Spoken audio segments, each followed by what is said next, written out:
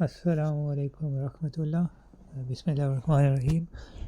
So continuing with the next chapter from our curriculum. So now we've moved on to the second of the four properties of an ism. So in the previous chapters we discussed the first property of an ism, which was status. Now we'll discuss the second property, which is gender. So the default gender for an ism is masculine. An ism must fall within 6 categories or 6 groups to make it feminine. Otherwise, it is considered masculine. So the 6 categories of feminine isms. The first is biological feminine.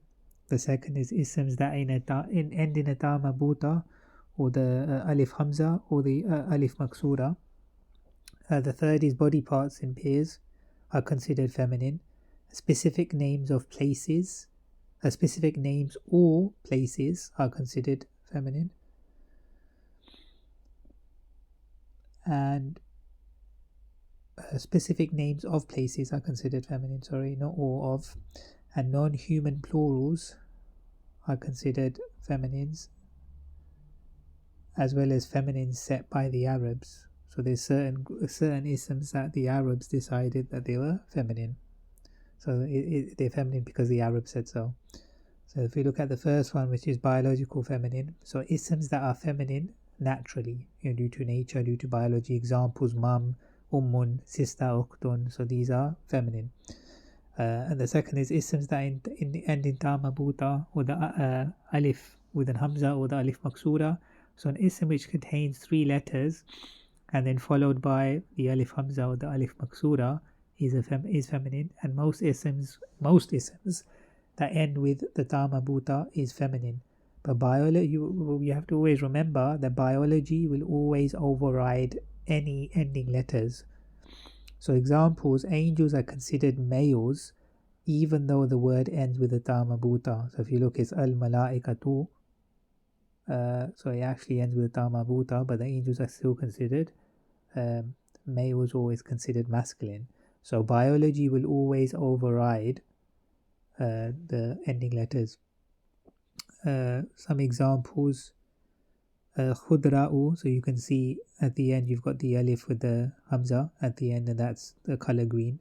And al-kubra, which is the alif maksura at the end, it means the biggest, which is a feminine version. And az-zakata, and then you have the ta marbuta at the end, which is obligatory charity. So it's all these are feminine.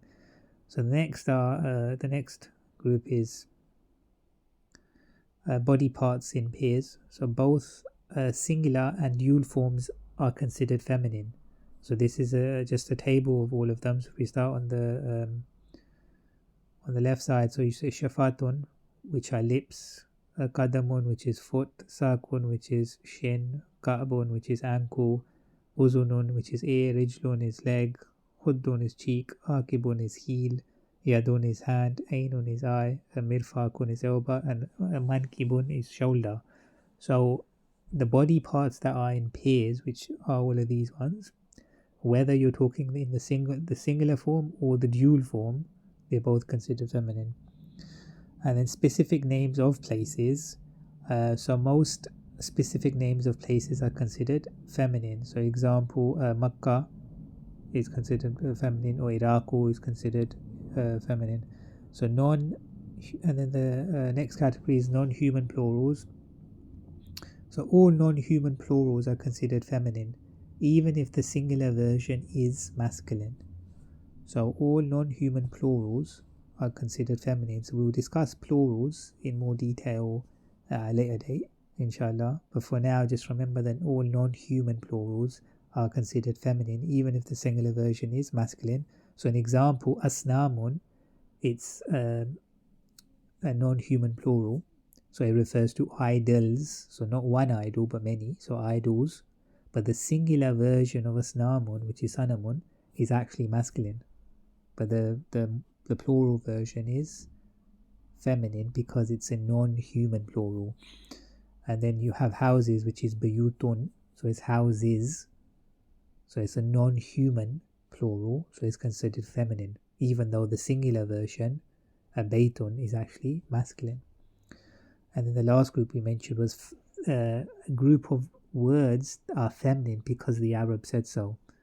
So here's a group or some of them. So if you start from the left again, it's Ardun, which means land, Harbun, which means war, Bi'run, which is a water well, Khamrun, which is alcohol, Jahannamu, which is hellfire. It's partly flexible because it's the name of a proper place. So it is like, that's why it's not Jahannamun, it's Jahannamu.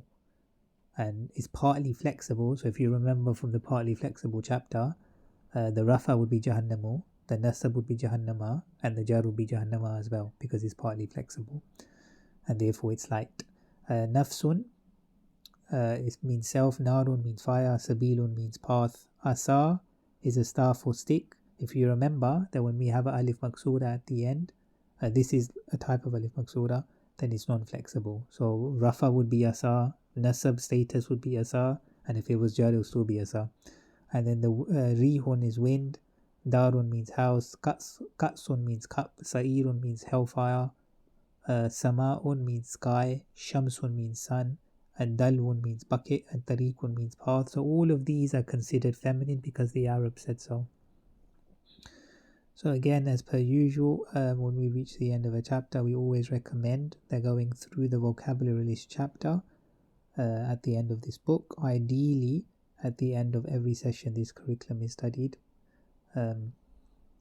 Like we said before that, so as your Arabic grammar increases, the knowledge of Arabic grammar increases, and so should your knowledge of your vocabulary list.